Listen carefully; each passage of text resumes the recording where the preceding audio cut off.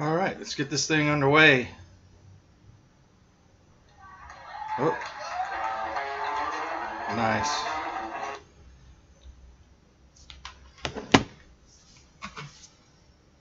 So, live streaming. Used to be the Thundercat channel. There was some other guy that has a channel.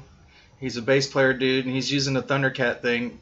And I heard that he was getting copyright strikes against him. So before I got hit with copyright strikes, I decided to change the name of my channel to avoid all of that. So welcome to the Mad Hooter channel. And I am the Mad Hooter. And tonight I am with the one and only Ginger Snaps. So we'll get started. So say hi. Hi. Alright, so we're going to cover a bunch of stuff tonight.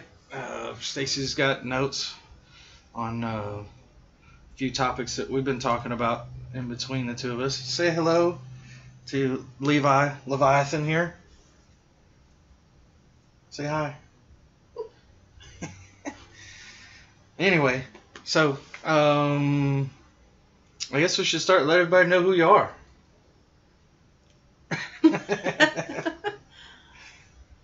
Obviously, this is my wife, Stacy. She goes by Ginger Snaps online. So, what do you do? I work for the government.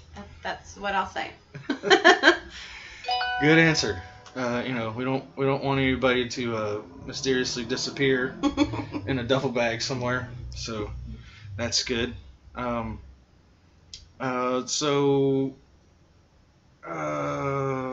Kids? Yes, we have children. We have children. We do have children. How many? We have lots of fur children. We have lots of fur children. How many fur children do we have? 10. 10? Really, 10? Yeah, it's kind of crazy. I thought it was 7. No, it was. And then we took in 2 more cats. Oh, so that's 9 cats? Uh-huh. And a dog. And a dog. Okay. All right. Well, that explains the food bill. Cool. Any special interests? Noteworthy? Kids? That's it? I'm just here to listen for a moment. Okay.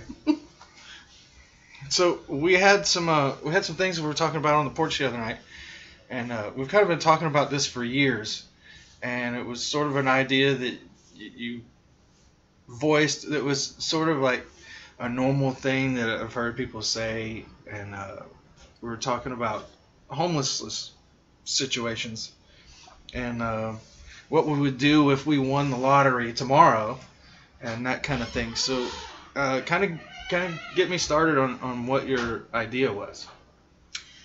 So my idea actually has been an idea in the works since I was 15, and it's just kind of grown depending on, well, me growing as a human and things becoming more available. But I think that, all cities should be a little more focused on ways to end homelessness in their area, or maybe get a few close counties together, like where we are in Central Texas. There's a lot of cities that can work together. Yeah. Right. So Austin, which is where we used to live, and we're south of that now, about a half hour south of that. Austin allows panhandling, so you see a lot of that stuff. And I've always wondered, like, where do those people go when it's time to go to bed or something? I mean, what's the deal with that? Do you know anything about that, or? Well, different cities have different policies and determinations for, how they count homeless people.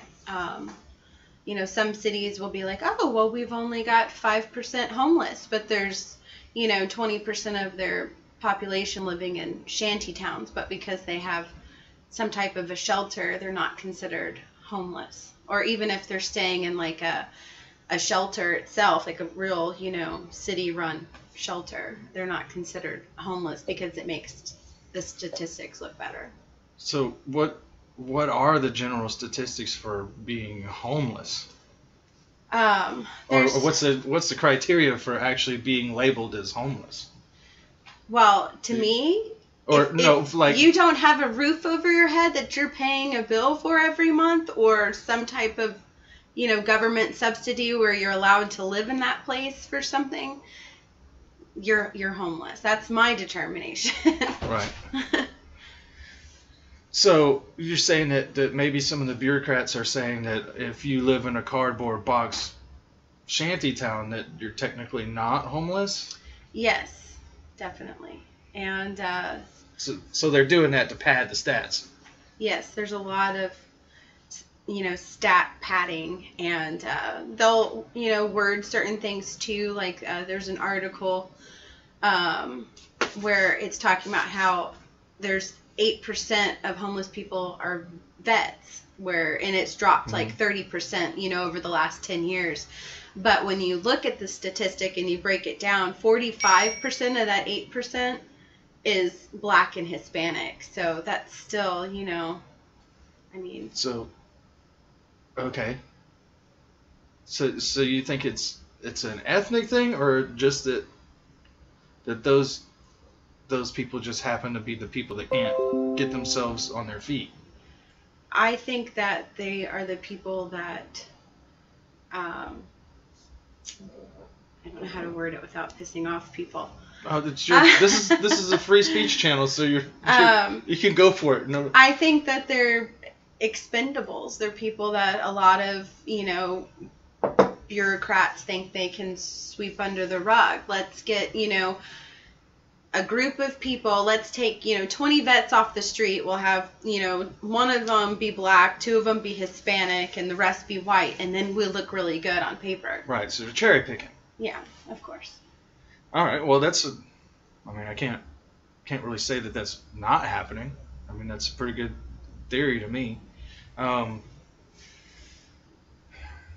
So what was your idea for maybe getting started to solve some of those, just the homeless? I mean, we're talking like homelessness in general, but there's like a lot of things that go along with homelessness, like the a drug or substance abuse or addiction. There's mental health issues and just health issues in general. So what was your idea for just getting started on trying to solve this? Well, my original idea when I was much younger was to actually just kind of find or make basically my own type of a halfway house and go around with a backpack with, just basic supplies like socks. Socks are always needed, toothbrush, toothpaste, right, blanket, stuff like that. But with a card in it saying, if you come to this halfway house, we'll help you get started with what you need. We'll help you with your basic, health care. We'll help you get a job. We'll help you get on your feet right, and have a place to stay.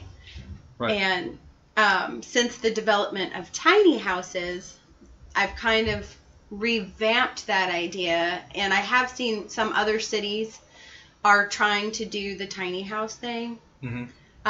I don't necessarily agree with how a lot of them are doing it. What don't you disagree with?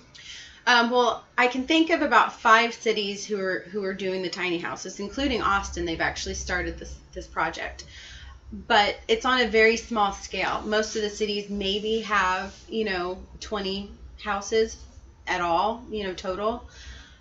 They're making them pay, and a lot of times it is sliding scale, but they still have to pay some form of rent, which I do understand, that is very important on paper. Mm-hmm. But as someone who has been way down, rock bottom, broke, before, I know right, it's almost impossible to dig yourself back up when you're having to think about, okay, I got to pay rent, I've got to pay this, I've got to pay that. And I think it would be really cool if you could actually get a larger tiny house community, 50 to 100 homes, mm-hmm, and have these people be able to stay in these houses for a year, completely rent free. That way they can save up to get their car. They can save up to get their own permanent place. Mhm. You know, they'll have the means. Also be able to provide them with health care that they need, job support, finding them jobs. And then if they want to stay for a second year, then they would pay some type of rent, but it would still be sliding scale, you know. Right. But the goal would be to get them out in 2 to 3 years, not, you know, immediately just, okay, Right. here you go, clean yourself up, go back on the streets. I think it would be also super beneficial for the city to do like a community garden, because if you Right. could do a large garden, that's something that they can, you know, mandatorily work in. It could help kind of, you know, be part of their paying rent type thing. But you could take the garden and you could donate 25 to 50% of it to your local food bank. Sure. And then the other percentage you could sell at the farmer market, and those proceeds could go right back into that, you know, community of helping Right. build them up.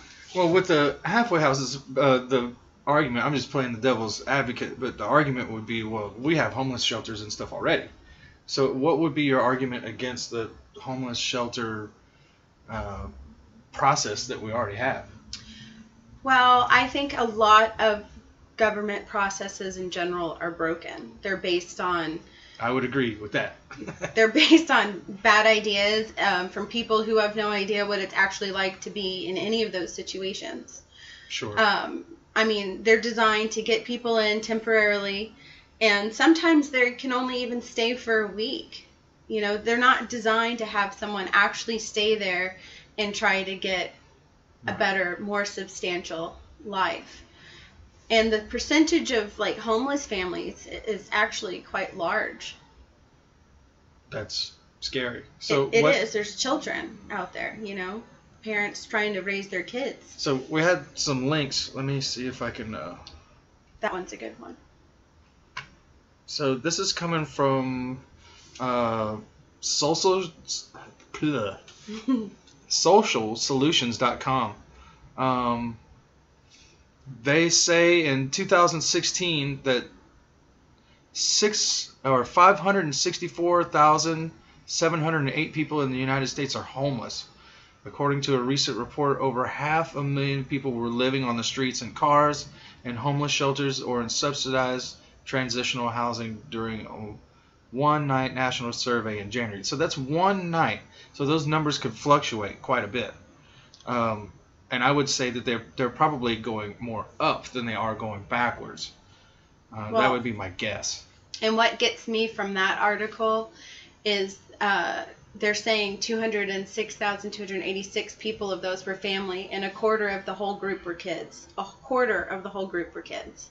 And as a parent, that just is that's pretty brutal. Terrifying. So a quarter of our homeless people that are out on the streets, I mean, so it's pretty odd that we don't see those people like panhandling in Austin. We see like people that are usually like middle age or further, you know, with the signs and stuff, like, you know, any little bit helps or whatever.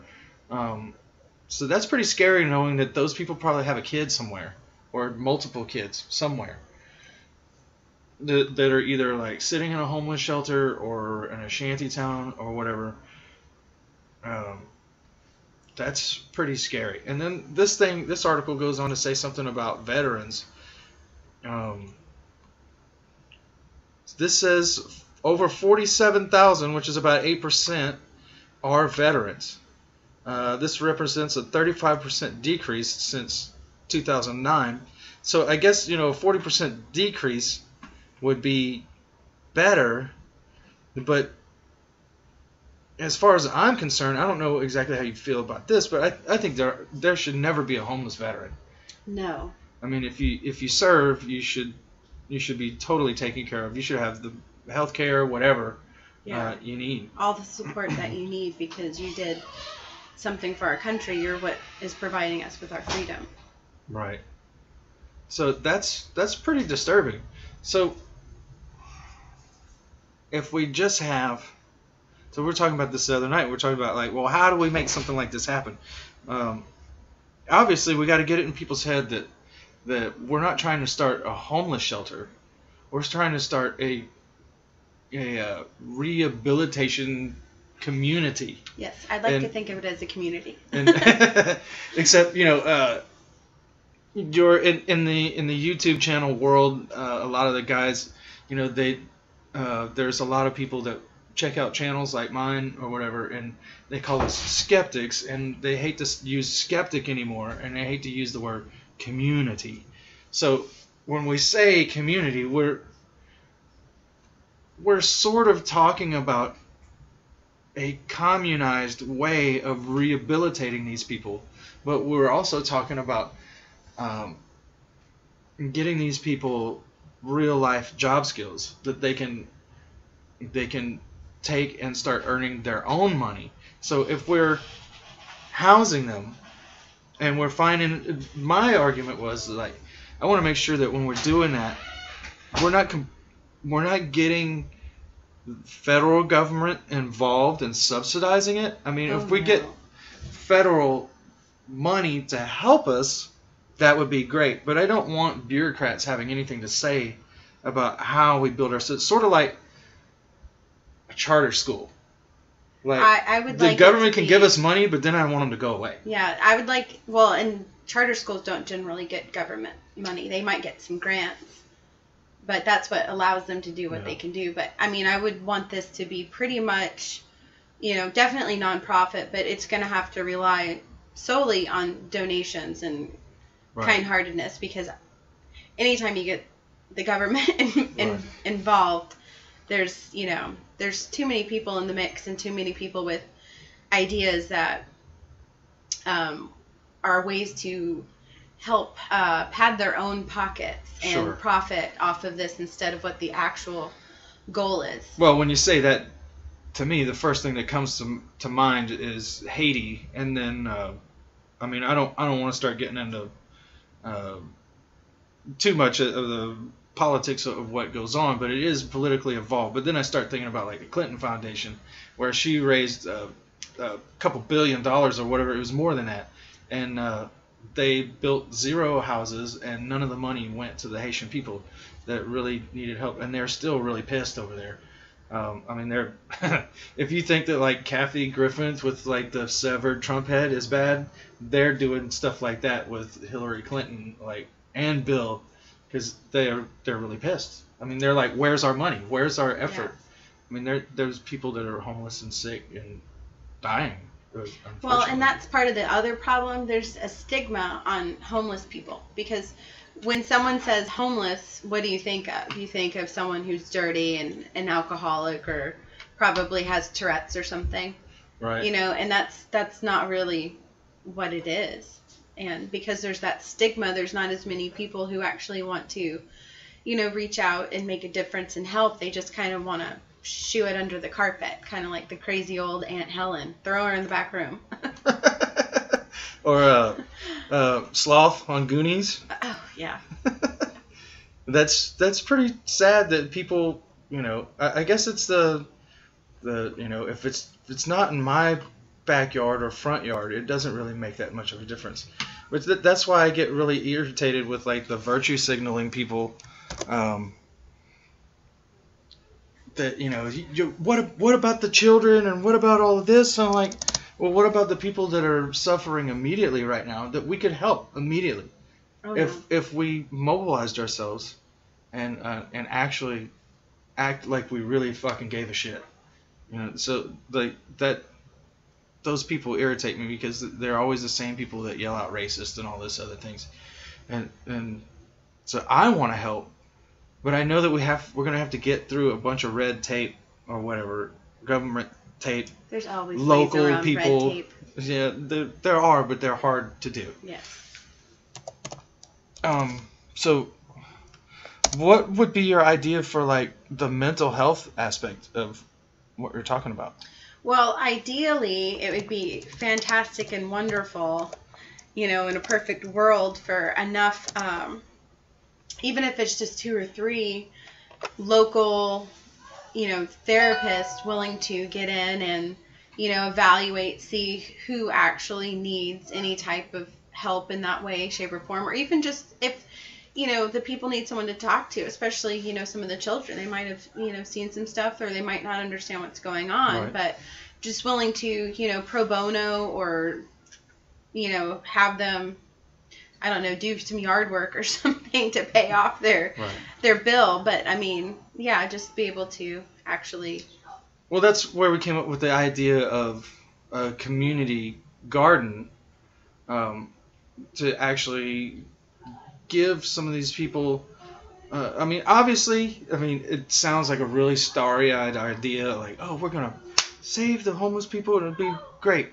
But in my reality, if we got these people a job, skills, farming, people think of like, oh, we're just like picking tomatoes and stuff like that. But there's a lot that could go into actually having a real garden. Like, I'm not talking about like a thing where you got like 4 or 5 tomato plants and a couple potatoes or something like. I'm talking about like something, we're talking about like 100 acres of like actual farming, real food to do, that could, yeah, like I said, help the food banks and be able to be sold to go back into the community. Right. Well, not just that, but these people, the homeless people that would be trying to rehabilitate, we'd be giving them actual, real agricultural training, that they could take into the job force and become, hopefully become, well-adjusted Americans, getting a piece of the American pie. That's how I see it. As everybody talks about, like, well, why don't they just go work at McDonald's? Where it's not that easy. If you don't have a car, you don't have transportation, you can't pay for transportation to get back and forth to a job like that, you're not going to get that. And there's not public transportation readily available everywhere yet. Yes, in some of the bigger cities, there is a really great, bus transportation system, but not in all. And even just to be able to buy a bicycle, you still need money to buy a bike. Those aren't free. Right. Well, yeah, I think it's a fantastic idea. Just to finding out what the first steps to realizing that thing would be. We would have to have ways to group these people up from the start and like get it. Even if we're teaching them carpentry skills, on having actual contractors come out with their people, and even if they spend like a day helping train. These tiny houses, you can build a couple of them in a day with enough people. Yeah, you could, and maybe getting Habitat for Humanity involved in some way.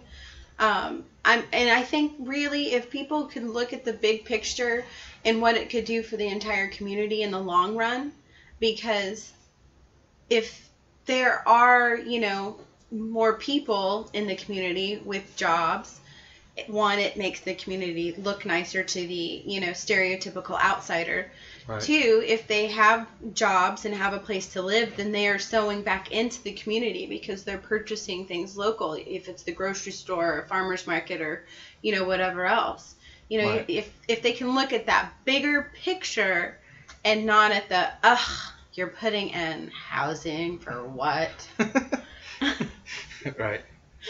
Well, that's back to my thing, the hypocrisy of some of these people that are around. They live on the nicer sides of town, and they're like, well, we would be for that, but we don't want it on our block. So like that's pretty. That's that elitist shit.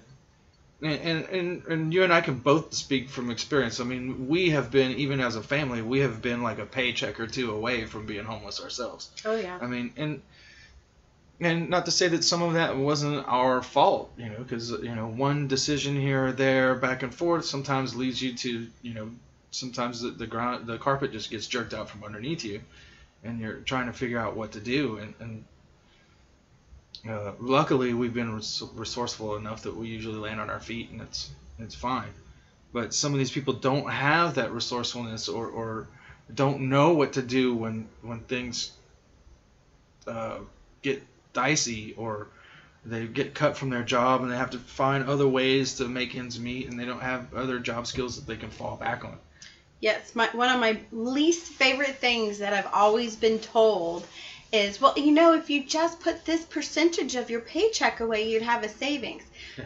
You don't always have that percentage. Yeah. I mean, most of my adult life, I've been lucky if I have had a penny left over after paying my bills and getting groceries and everything else. And that's like buying minimal groceries. I mean, I can easily buy groceries for all four of us for $40 for a whole week.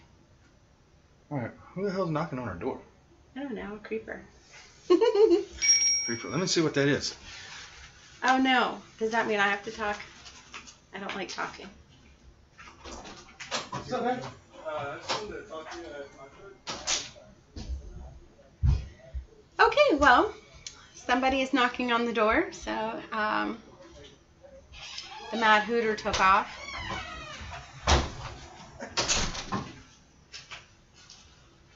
Oh, I don't know. Some guy's truck died next door, and he was like, I don't want to make sure it's not in your yard. Oh, well, that was actually very nice. Yes. At least, yeah.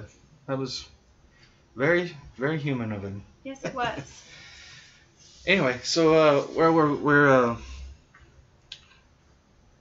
we were talking about how with the red tape and trying to get people on board with the idea of creating not just homeless shelter, but housing, health, mental health care, and teaching these people real life job skills. Because I think if we're talking about tiny houses, a farm, there's all this other stuff that goes into it. Because some people are going to be good at, like, you'll have the guy that, like, oh, he's awesome at carpentry, or maybe he had those skills before and he didn't he just hasn't put his carpentry skills to use because he had to pawn all of his tools or whatever at some point. That's kind of... Oh, I'm sorry. Go Well, ahead. I'm just saying that, there will be somebody that's good at that, but there's going to be all this paperwork, community organizing, taxes, all this stuff. When you're talking about building a non-profit organization, there's a lot of stuff that goes into that. So some of these people there'll be a job thing for everybody. It's not just going to be, coolie labor. And see what I'm saying? Like, yeah, no, and that's kind of another thing, is not enough people graduate high school with life skills. I mean, if any, the percentage, I'm sure we could probably find it, and I bet it's staggering. It's probably like maybe 5% of high school graduates know how to even change a tire. They don't know how to check their oil. They don't know how to balance a checkbook. They don't even know how to make basic meals most of the time. Right. So being able to even just, get people to go back and learn basic life skills. Yeah, see, when I was in school, like in junior high, we called that home ec. Yeah. So like, no home ec. I mean, I already knew most of those skills because just the type of person that my dad was. Because I learned how to sew, not because I was sewing sweaters or something for some. I learned how to sew because my dad was teaching me how to do rib stitching on airplanes. And we were building, it started with models and we were doing it. So I learned how to sew. And, those are things that I was glad that my dad taught me in the way that's like, oh, this is cool, And so I learned how to cook or whatever. So when I took home ec in junior high, I was like, I already know all this stuff. I honestly took home ec because I thought there would be a lot of chicks in that class. And there turned out to be not really that many. I just like your cocky response. I already know this stuff. Oh, sorry, my dad exposed me to my dad exposed me to a lot of stuff, especially when I was young. So I'm very grateful for that. And also, I can't. I know it sounds like I put my dad on his pedestal all the time, but and at the expense of sounding really cocky, I was always, and I'm still like a really curious person. So when I see stuff, I want to get my hands on it and figure out like what it is. And I know you're very similar because like I've seen you like take something that's broken apart and then like put it back together and like, okay, I fixed it. Or I try to put it back together and I break it all because I've got man hands. I have seen that before too. So but I think being curious helps with discovering new things. But like I was saying, I know that some schools have a home ec thing, but I don't really, I don't know if they're teaching a lot of those really basic life skills that people need to have. I mean, you don't necessarily need to balance a checkbook, but you do need to have like enough computer skills nowadays to where you have a bank account. You need to check your online banking. You need to know how to use a debit card. You know how to do this stuff. And a lot of people take those kind of things for granted, but some people just don't know. Yeah, one thing I've always done with our kids when we go to the grocery store is show them how to actually check to see what's a better deal. Like a lot of times you'll go and buy the smaller, maybe thing of cheese because Right. it's cheaper. But if you look at it, you're actually paying, like 29 cents an ounce, where the bigger bag's like maybe 18 cents an ounce. So, even just like simple stuff like that, showing, okay, look, if you buy this bigger bag, it's actually cheaper, and you can divide it up, freeze it, and then you've got Right. it when you're broke, you can pull it out or whatever. Well, we've definitely done like the opposite of that, to where we go to Sam's and we're like, oh, what is it? 24 pounds of pork chops? Hell yeah, we're gonna buy that. So we spend $30 on that, throw some of it in the freezer, and then, or we'll like throw it all on the grill, like, oh, we'll just have it, and then half of it goes to waste because we forget it's in the fridge or whatever. We haven't done that in a long while. We haven't done that in a long while, but I know we have done Yes. things like that because we're like, let's get the big thing because we feel like we're saving money. Back when we were doing Meatopia. Yeah, Meatopia.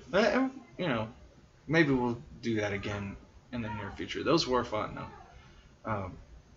Explain what Meatopia is. Meatopia was a thing that we used to do every Sunday with a few of our friends. It was two other couples, generally speaking, and then it kind of turned into this really big thing. But it was always bring something to grill and bring a snack, and everybody would always just bring meat and beer. So we started calling it Meatopia because the grill would be packed full of meat. And then in the wintertime, it's fantastic, though, because Abe would turn it into the most amazing jambalaya ever in the whole world because it was grilled. Yeah, the grilled jambalaya was pretty popular. It was legit. A couple of times we had that, and me and the guys would be in the backyard, and I'd have that heated up. It'd be like after a gig or something, and they would just tear it up. Of course, they have a belly full of booze, and everybody's hungry anyway. So. Meat's always good when you've got a belly full of booze. Yeah, well, meat and rice. So. Yeah. I can go. I mean, that's why boudin is so popular. Yeah. I mean, honestly, I have to question somebody that doesn't really like boudin. Well, I don't know if I've met a person. I know my mom, when I said something to her, she was like, oh, ugh.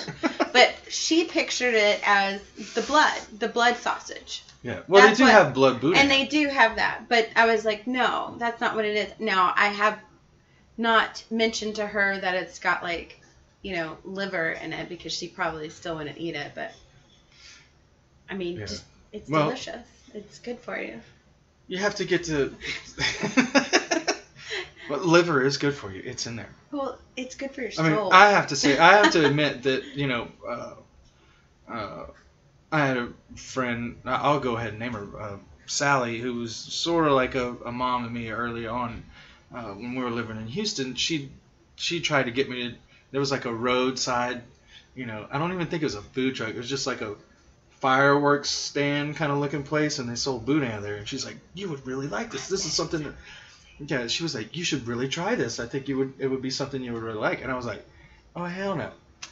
But I was like 10 or whatever, and I was like, I'm not eating that. You did to her what I did to Ross with the head cheese. Yes. So, explain the head cheese situation. Oh, no, you finished your story. Well, that was my story. I mean, Oh, like okay. once I moved to Louisiana, and I started like falling into the culture or whatever, and everybody was like, "Dude, you don't need a boudin? Like, what are you, fucking alien or something?" And I was like, "Okay, give me that." You know, so I know, like, you know, like it's like one of those moments, like, you know, like girls when they say that, you know, when they meet the guy that they hear violins or whatever. Well, I heard drums. And That's what I heard when I saw you. That's because I was playing drums. That was me drumming, damn it. I could see like little stars and stuff. No, that was the booze that you were drinking. Whatever. Anyway, so yeah, when I tried it, I was like, this is the greatest thing ever. I mean, and then, you know, my brother, Ross, introduced me, like, he was putting Steen syrup on his boudin and making, like, French bread sandwiches with it. And he was like, dude, he was like the same thing. He's like, you've never put syrup on your boudin before? Yeah. And then he explained it to me. He's like, dude, you've never been to, like, the breakfast buffet and then, like, some of the syrup gets on your sausage and your eggs when you're doing it? And I was... Your bacon. Yeah, I didn't think of it like that. That's how Ross explained it to me. He was like, dude, it's the same thing. He's like, dude, just try it. Syrup So I tried it and I and was like, my life has been changed once again. It was like, bacon. it's kind of weird for me that there are a lot of goalposts in my life that have something to do with food. Have you ever thought about it that way? No. It's weird. Think about it. When you think about our wedding night, what's the first thing that you think about? Or like our actual wedding You ceremony? really... Okay, I was going to say, you really want me to answer that? Well, no, not that stuff. I mean, we're not trying to, yeah. We don't need to tell them that. But when you think about our wedding ceremony, what do you think? How I floundered and forgot the words because I was so nervous. Well, your dad was telling you the words. I know, but I still said them wrong. It's I was funny. just so excited and just wanted to kiss your face. Yeah. Yeah. That's like the Caddyshack thing. I was born to love you. I was born to lick your face. But you were born to kiss me first, or something like that. I can't remember how it goes, but it's something like that. I Chevy don't Chase. know that. Hmm. Yeah, Caddyshack. I know. You're young. It's okay. Well, thank you for acknowledging that. Funny. I know what Caddyshack is, though. I've never seen it. So, what else? We're going all over the place, which is good. That's what this is about, just conversation. We were talking about the homelessness thing. What do you think would be the first step to try to get people involved with something like that? How do we start people? How do we make people aware of the idea that we're trying to push forward? Oh, yeah. See, I thought about that one for a while. Because I know if I had, some Kardashian money, that I could totally, like, walk up and, and buy some land and go and say, okay, look, this is what's happening and this is what I'm going to do.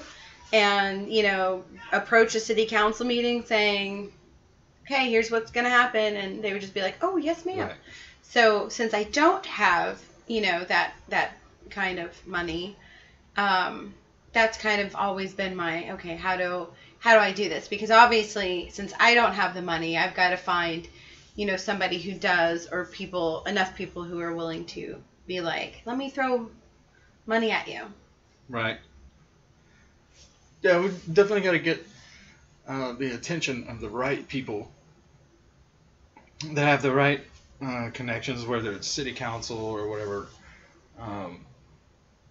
And I think that organizing groups of these people that are actually homeless and getting them to say, hey, we need to fight for something like this. This is something that we want to do. Yeah. Well, and I think if you could get just, one city to actually do, kind of the plan that I've come up with, basically, because I'm not saying like no one else's plan's great or anything, but I'm just saying, with something that will provide legitimate goals, not just for the people, but for the community itself. Right. If you could get one city willing to do that and show how successful it can be and what a change it could be with statistics, because there's so many people out there, especially the people with the bank, they want to see it on paper. They want to see, Sure. How successful a project could actually be. Yeah, so that's the hard part. When you come up with sort of, I mean, it's not exactly a revolutionary idea, but it is a different approach than what I've... Shut your face.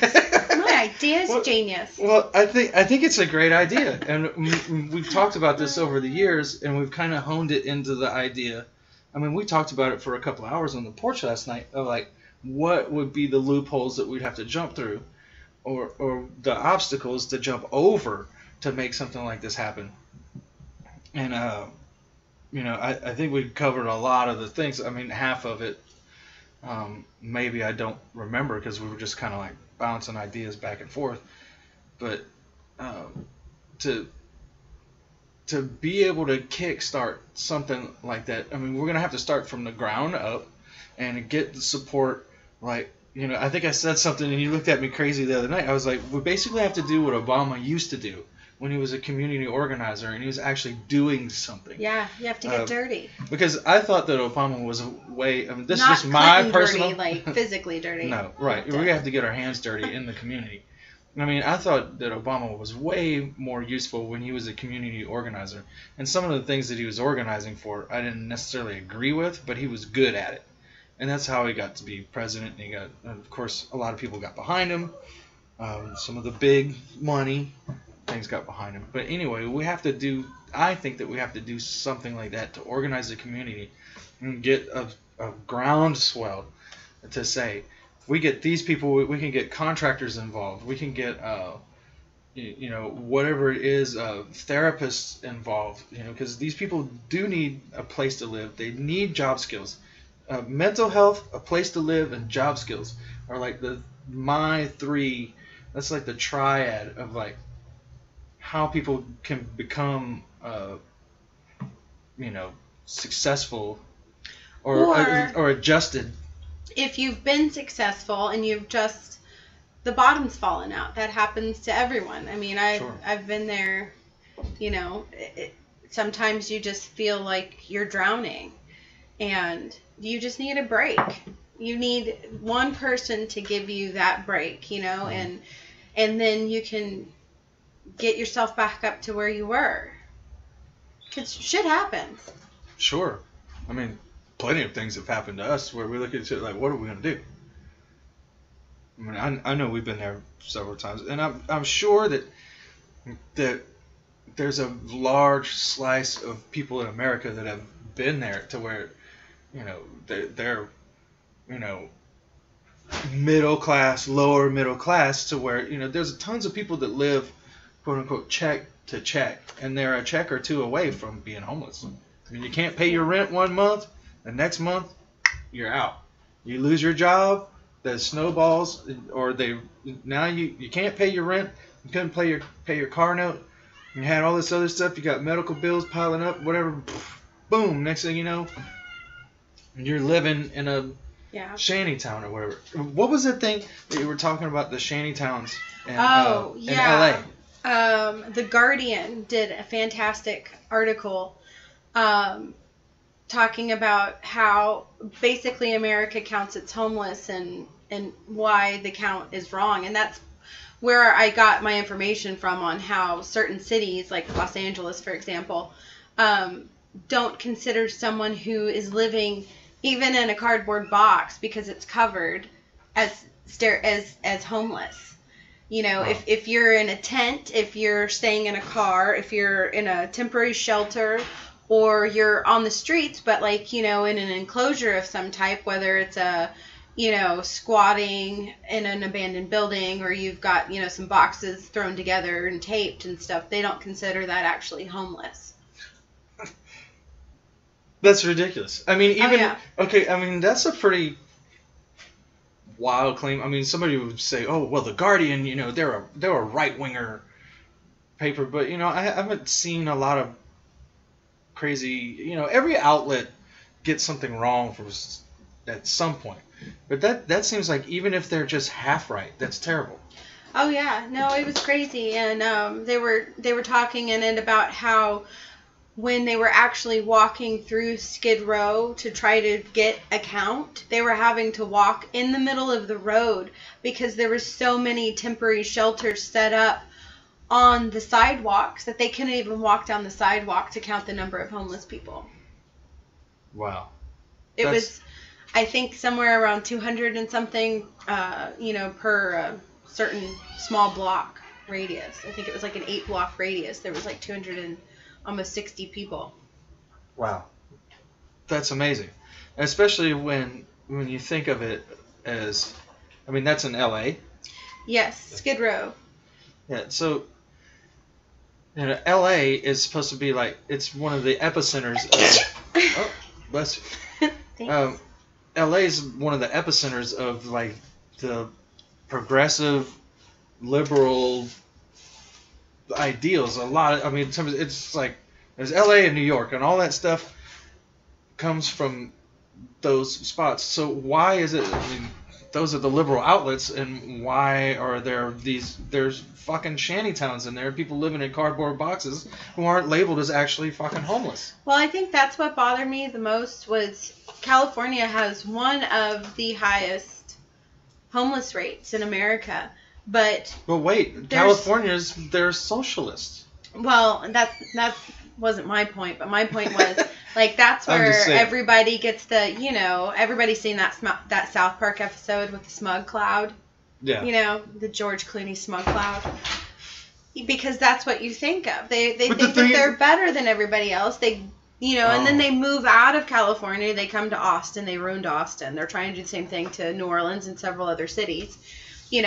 Because they think, oh, we've got these great ideas, but look at what they've done to California. You've got one of the largest homeless populations. You've got so many other issues. See, that's why the fuck are the Californians all moving to Texas? You know why? Because they can't afford it. Well, they can't afford to be in California anymore because their tax rate is so high. And you know what our state income tax here is in Texas? Goose egg. So that's why, I mean, even Elon Musk is, I mean, I don't want to get off on a rant here, but I could go all day on this. I mean, Texas is a pretty doggone good place to live, and you want to know why that, like, people that jump across the border, they either come to Texas mostly, not all, or they go to California. If they're going to California, they're going for the free stuff. If they're coming to Texas, they're coming because our economy is still good here, and we got the fucking jobs. I mean, we don't have a smug cloud. I'm just kidding. There's not a smoke cloud. There is a Dallas Cowboys fan cloud, though. Oh, that's almost as bad. Who dat? Anyway, yeah. So that, I mean, we could go all day and like connect all of these things together. I mean, first of all, like while we're talking about that, I would say, would you consider yourself a progressive or liberal, or how would you say if you had to like pick a term, where would you think that you would line up politically? Constitutionalist. Constitutionalist. And so some people would call that a right-wing nut job. It's in the Constitution. It's in paper. It's what our country was founded upon. Well, some people think the Constitution is racist. It says all men should be created equal. Interesting that you would say that. Because some people think that the Constitution was a document written by really racist slave owners. I could give really a rat's ass as to who the fuck wrote it. It's in paper. It's based on what America was founded on and why we came there. For freedom. Freedom of religion, freedom of speech, the right to bear arms, the be able to go out and live your dream and own your own land and, work your job and not be treated any different than anybody else. So would you say now? I mean, I'm just gonna pick you. I know probably what you're gonna say because I know you. I mean, we're married. If I didn't know this, we'd probably have a problem. But just for anybody else that's watching now or will watch later, guns or no guns? I think that you should have the right to choose. I don't think anyone should tell you whether or not you should own a gun or not, but I do think that everybody should know how to use a gun. I think they should know basic gun safety because absolutely that's what prevents injuries. That's what prevents Sure. unnecessary death. And also, if the shit hits the fan, that's how you're going to survive. That's how you're going to get your food. That's how you're going to, Sure. not Okay. become extinct. All right. So the big one, people love to argue about, abortion rights. Again, I don't think anyone should tell me what the fuck to do. It's my body. It's not anybody else's body. Okay. So I'm not saying but- I agree with it, but it's not anybody else's place to tell me what to do with my own body. Okay. Okay. So the argument there is like pro-lifers, because you know my history with the pro-life thing. Yes. And some of my views have changed slightly on this, but I still think that there's, regardless of what trimester you're in my mind and belief, and I believe that it's science that you get an egg and a sperm, and as soon as that starts to replicate, that's a person or a potential life that once you get rid of it. But I also agree, if you want to kill that, you are free to do it. It's not my fucking business. I do think that instead of people focusing on stopping abortions altogether, they need to stop abortions past a certain period. And I'll agree with that. It's horrific. I don't agree at all with like the late term abortions. So would you ridiculous. say a 280-month abortion would be bad?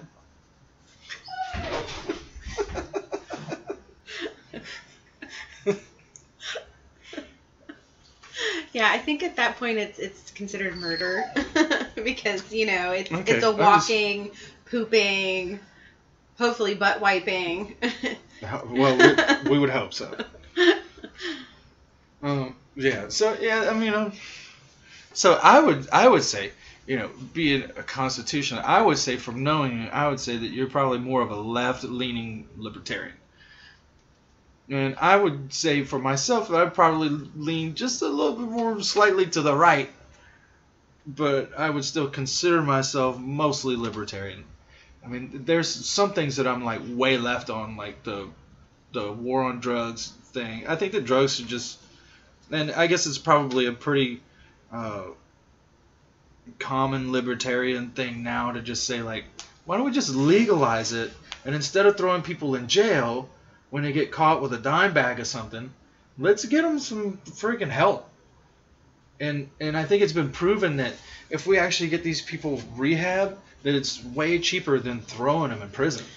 Right. What country was that?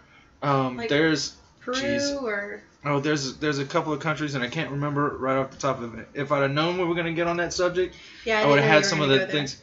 But Russell Brand is like a big, and I know some of the hardcore right-wingers fucking hate him, but when he talks about this, because he's a recovering drug addict, and he was bad, and he is a big proponent for this, like, let's just legalize drugs and get people freaking help when they're obviously becoming addicts. Which kind of links us back to the homelessness thing. Because there are very few people that are heroin addicts that get to be like Chris Farley or John Belushi or whatever, where they have all the money in the world and they become drug addicts and then die from the shit. Yeah. But if somebody would have got those people help when they saw, like, dude, you are obviously out of control, you need fucking help. Oh, well, that's a whole other subject. The Hollywood, looking past certain issues to, again, keep patting their pockets. But then there's what I like to call it, like, the Michael Jackson effect, of like the doctors, the prescription drugs, and those things. Anna Nicole Smith. Anna Nicole Smith or whatever. While we're on that, what do you think about OJ getting out? Fuck that guy. So you're of the group that believes that OJ murdered? 100%.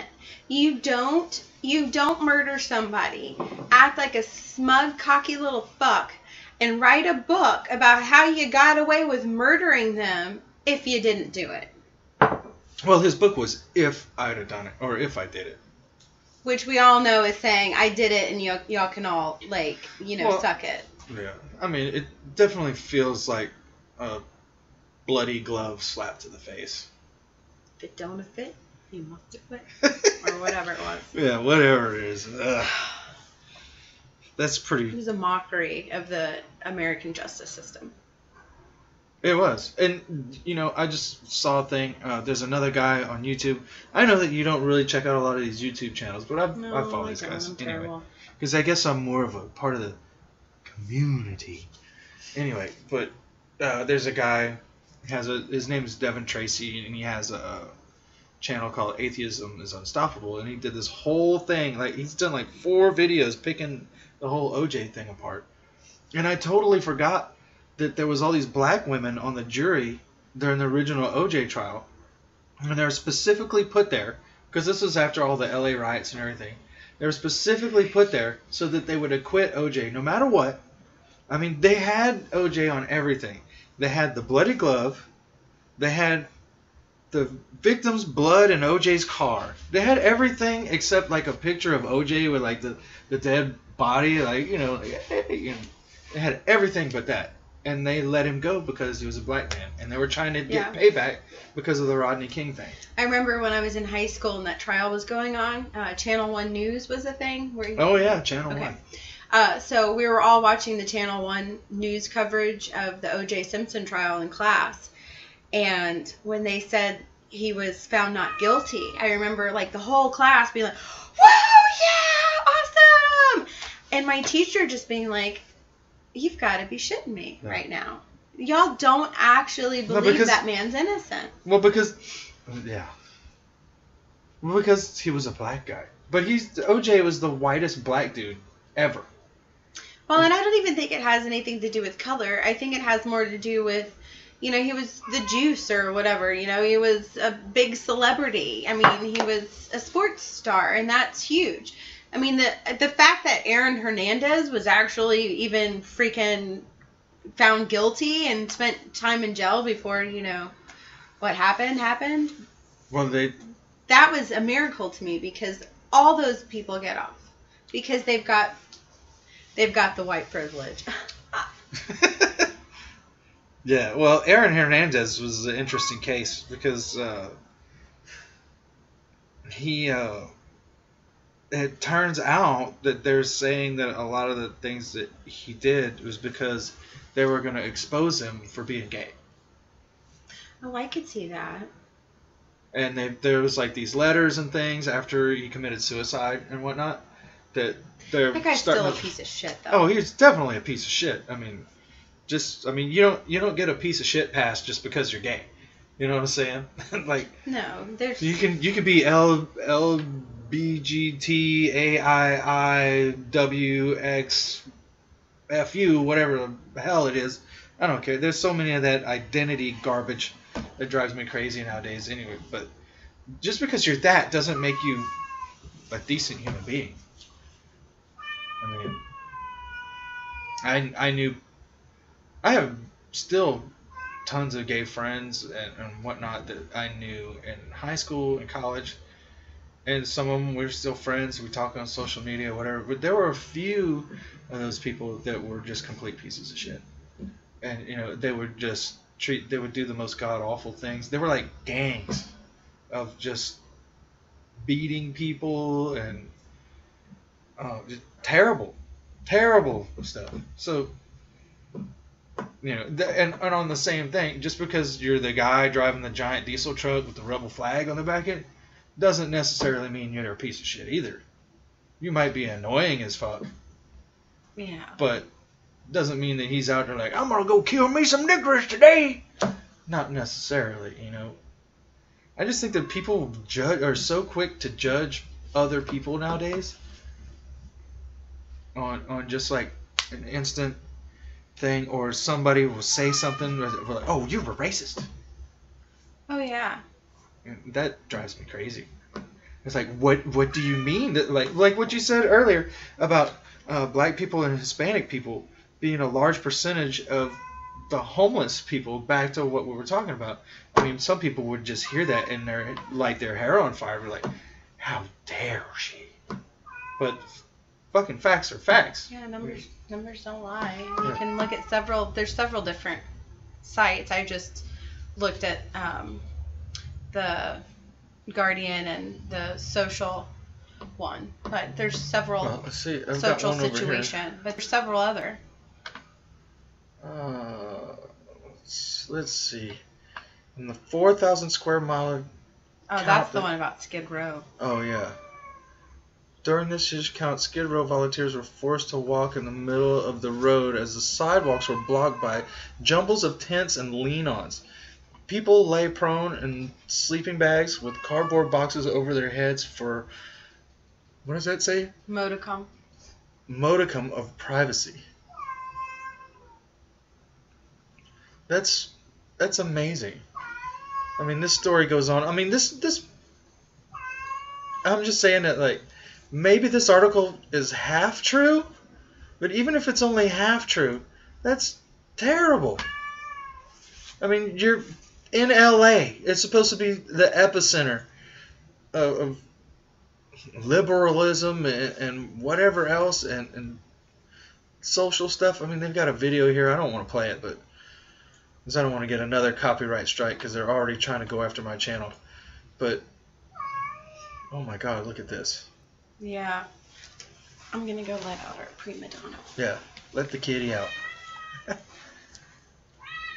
Yeah, but this is a percentage of homeless people in unsheltered locations in 2016.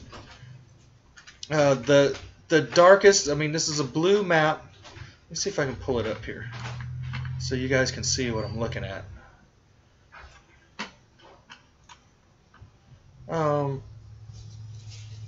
Yeah, this map over here, look at the dark blue states. 50% and above.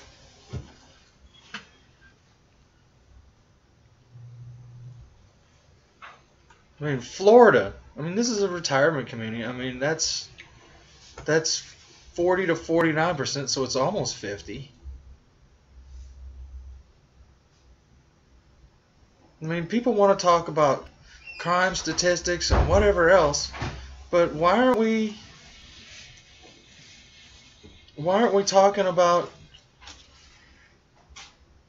the real shit that's going on? People that don't have jobs, the real number of people that don't have jobs and don't have a place to live. Why aren't we really addressing this issue? I mean, that seems pretty sick.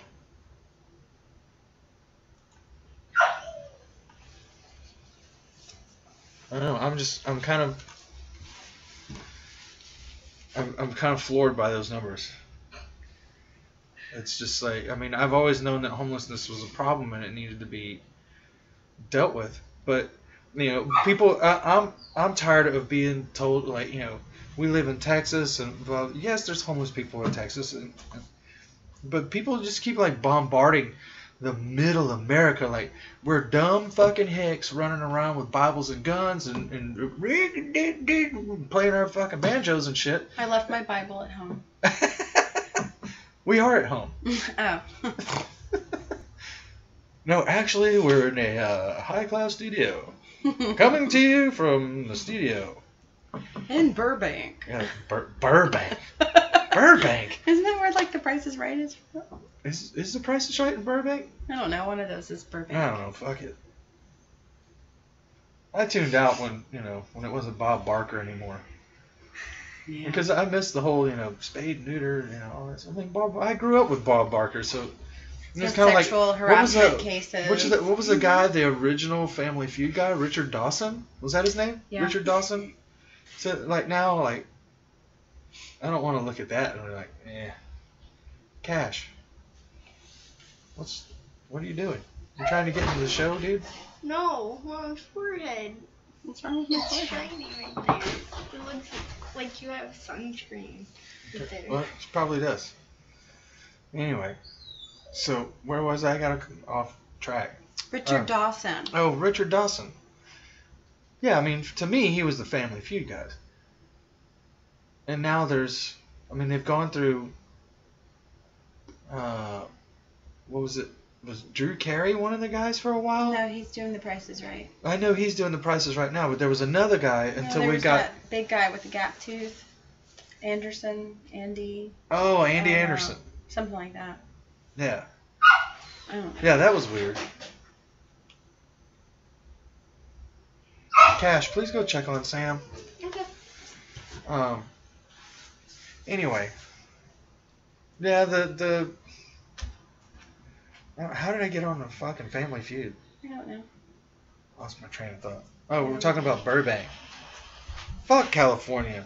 I've been to LA and San Francisco. When I was in San Francisco, that was a long time ago. And I thought San Francisco was pretty cool. And that was before like Google moved there and like all this shit. Well, that was my point, is that the whole, like, people taking a dump on people that live in middle America like we're idiots or whatever. But if we're idiots, why is the homeless population lower in middle America than there are in these super liberal, like, East Coast and West Coast spots?